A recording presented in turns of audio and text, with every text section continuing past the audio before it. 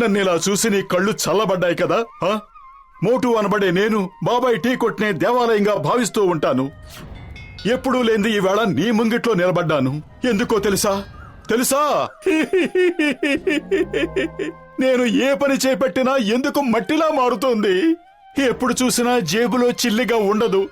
అది పైజమా జేబైనా సరే, లాచీ జేబైనా సరే. ఓ మంచి దేవుడా, ఎందుకలా ఆడుకుంటున్నావు? నాలో ఉన్న లోపం ఏమిటో నువ్వే చెప్పు. ఈ రోజు నువ్వు నా మొర ఆలకించకపోతే నీకు నాకు కటిఫ్ అంతే. ఇప్పటికే చాలా ఏడ్చేసావు, పద ఇంటికి వెళదాం.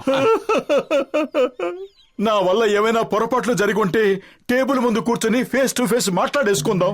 అంతేగాని ఎక్కడో కనిపించకుండా కూర్చుని నా పనులను ఎందుకు పాడు చేస్తున్నావు? ఇక సహించే ఓపిక నాలో ఏమాత్రం లేదు. నీ మాటలు విని విని ఆయన కూడా ఓపిక నశించిపోయినట్టుగా ఉంది. పతులు, ఆయనకి అర్థమయ్యేలా చెప్పు. నా జేబులు నింపడం ఆయనకి ఇష్టం లేకపోతే కనీసం ఓ సాయం చేయమను. 4 దిక్కులా నా పేరు మారు మ్రోగాలి. నా పేరే తలుచుకుంటూ అందరూ నా వెంట రావాలి. చాలు చాలు, ఇంటికి వస్తావా? నేను ఒక్కడిని వెళ్ళిపోనా?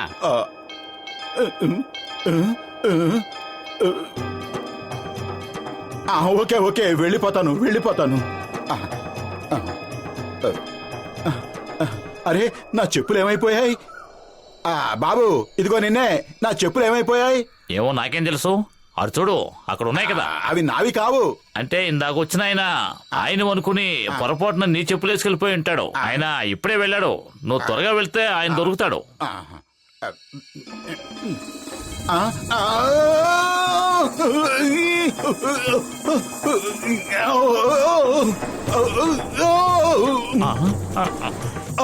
ఉన్నట్టుండి నా కాళ్ళకి ఏమైపోయింది? వాటంతటవే ఉన్నట్టుండి డాన్సులు కట్టేస్తున్నాయి. అరే,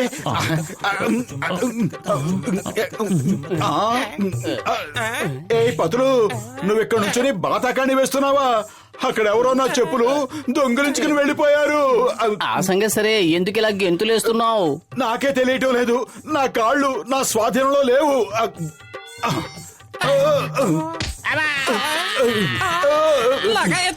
గచ్చటరాం, వెళ్ళిపో త్వరగా. ఇక్కడి నుంచి పారిపో, లేదంటే నా కాలు నిన్ను కూడా కిక్ చేస్తుంది. చాలా ఆపు. ఎందుకు నన్ను ఫుట్బాల్ లో తంతున్నావు?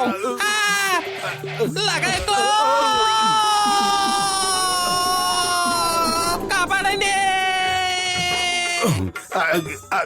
ఎలాగోలాగా ఇల్లు చేరి వీటిని తీసేసేయాలి.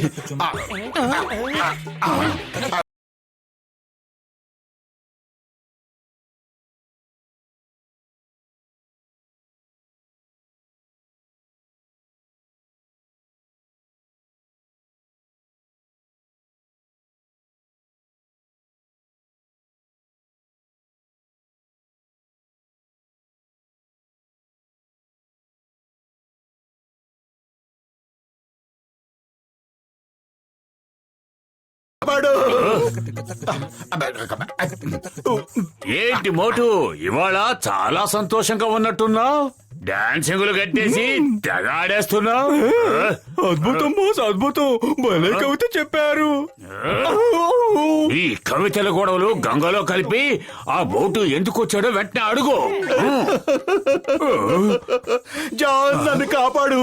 పుర్పురి నగర ప్రజలు నన్ను కొట్టడానికి వస్తున్నారు.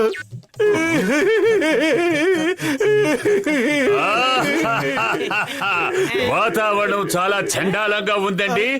అందుకే ఇవాళ మోటు మన అతిథి అయ్యాడు.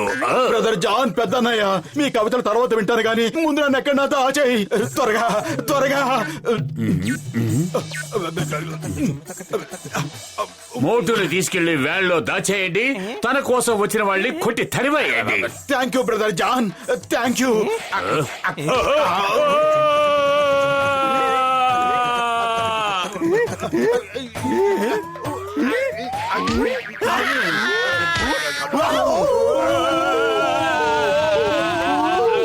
ఏంటి, సాయం చేస్తే తప్ప? సాయం చేస్తే గాల్లోకి తంతారా?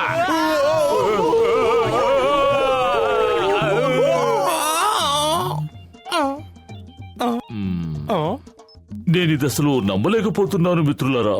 మోటు ఎంతో మంచివాడు, జాలి దయ కలిగిన వాడు. అలాంటి వాడు అకారణంగా అందరినీ తంతున్నాడా? లగైతో మోటు మంచివాడే కావచ్చు గాని అందరిని ఫుట్బాల్ ని తన్నినట్టు తన్నేస్తున్నాడు. ఇలా డాన్సులు చేస్తూ మనుషుల్ని తన్నాడంటే సిక్సర్ బాల్ ఎగిరినట్టు ఎగిరి పడుతున్నారు. పెద్దన్నయ్య, నాకు దూరంగా ఉండు, నా దగ్గరికి రావద్దు. ఈ బూట్లు తొడుక్కున్నప్పటి నుంచి నేను రెండే పనులు చేస్తున్నాను. విచ్చలవిడిగా డాన్స్ కట్టేస్తున్నాను లేదా తన్నేస్తున్నాను. అలాంటప్పుడు ఆ బూట్లు తీసి పారేయచ్చు కదా. నీకు అర్థం కావటం లేదు, ఇవి కాళ్ళకి అతుక్కుపోయాయి, రావటం లేదు. దయచేసి నాకు సహాయం చేయి, ఈ బూట్లు ఎలాగైనా విప్పేయి. డాక్టర్ జట్కా, పొరపాటును కూడా దగ్గరకు వెళ్ళకండి. మీరు అలా దగ్గరకు వెళ్ళగానే మోటు కిక్ చేస్తాడు. నువ్వు అనవసరంగా కంగారు పడుకు పత్తులు. నా ఏర్పాట్లో నేను వెళ్తాను కదా. అరే మోటు, నా ప్రాణమిత్రుడా, నీ బూట్లని నేను విప్పేస్తాను. కృతజ్ఞతలు పెద్దన్నయ్య, కృతజ్ఞతలు.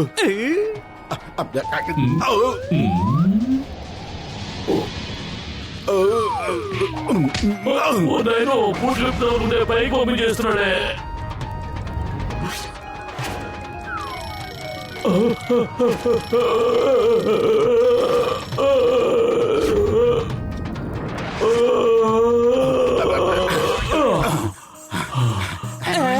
నా రోగుల మీద ఒకటే చెప్తున్నాను, కేవలం స్పేస్ సూట్ వేసుకుని స్పేస్ అంతా చుట్టి వచ్చిన మొట్టమొదటి మనిషిని నేనే అయి ఉంటాను. నన్ను వెనకొట్టేశాడు. సారీ పెద్దన్నయ్య, వెరీ సారీ. పతులు, కడుపు ఖాళీగా ఉంటే నా బుర్ర ఏమాత్రం పనిచేయదు. నేను బయటపడే మార్గం ఏదైనా ఆలోచించు. నన్ను ఇలా చూసి నీ కళ్ళు చల్లబడ్డాయి కదా. ఐడియా సర్జీ. పెట్టుకోక పొద్దున్నే దేవుడితో పెట్టుకున్నావు కదా, వెళ్ళు ఆయన దగ్గరికి వెళ్ళి క్షమాపణ అడుగు. నీకు సరైన గుణపాఠం చెప్పడానికే ఆయన ఈ బూటను పంపించి ఉంటాడు. థ్యాంక్ యూ పతులు, నువ్వే నా నిజమైన మిత్రుడివి. దగ్గరకు రాకు, దూరంగా నిలబడు.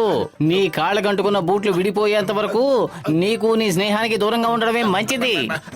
అయ్యో అమ్మా, అయ్యో అయ్యో,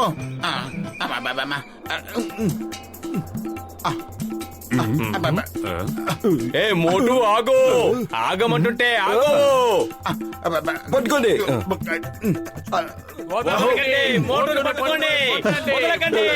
అందరూ నా పేరే తలుచుకుంటూ నా వెంట రావాలన్నందుకు ఇంత పని చేస్తావా? నేను ఆ ఉద్దేశంతో కోరుకోలేదు. రావద్దు, వెనక్కి వెళ్ళిపోండి, వెళ్ళిపోండి.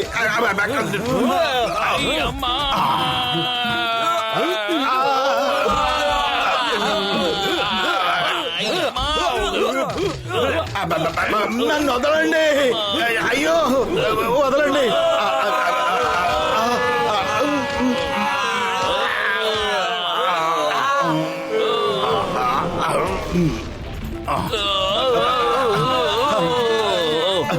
వాణ్ణి వదలకూడదు, పట్టుకోండి.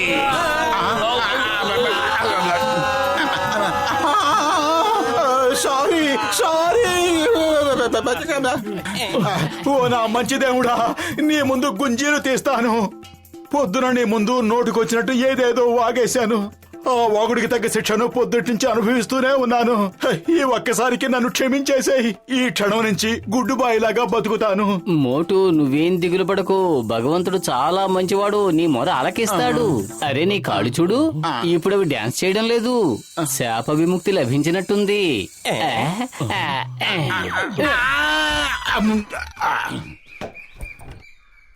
Super super. పతులు, ఈ గండం నుంచి నువ్వే నన్ను కాపాడావు. ఆ భగవంతుడు నిన్ను క్షమించాడేమో గాని ఈ మనుషులు మాత్రం నిన్ను క్షమించేలా లేరు. ప్రాణాలు కాపాడుకోవాలంటే వెంటనే ఇక్కడి నుంచి పారిపో మోటు. అందరూ కట్టుకుని దాడి చేయడానికి వస్తున్నారు, పారిపో. వాళ్ళు ఇప్పుడు నువ్వేం చెప్పినా వినే పరిస్థితుల్లో లేరు, పారిపో.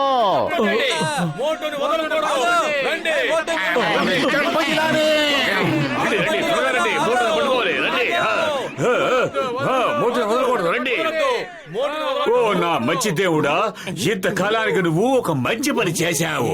చేసిన పాపాలకి మోటు పతులకి మంచి శిక్ష వేశావు. అద్భుతం బాస్, అద్భుతం. భలే కవిత చెప్పారు. కథా నెంబర్ 2. ఏయ్ ఆ బూట్లు నాకివ్వు, నేను తొడుక్కుంటాను. ఎంత బాగున్నాయో. ఆ?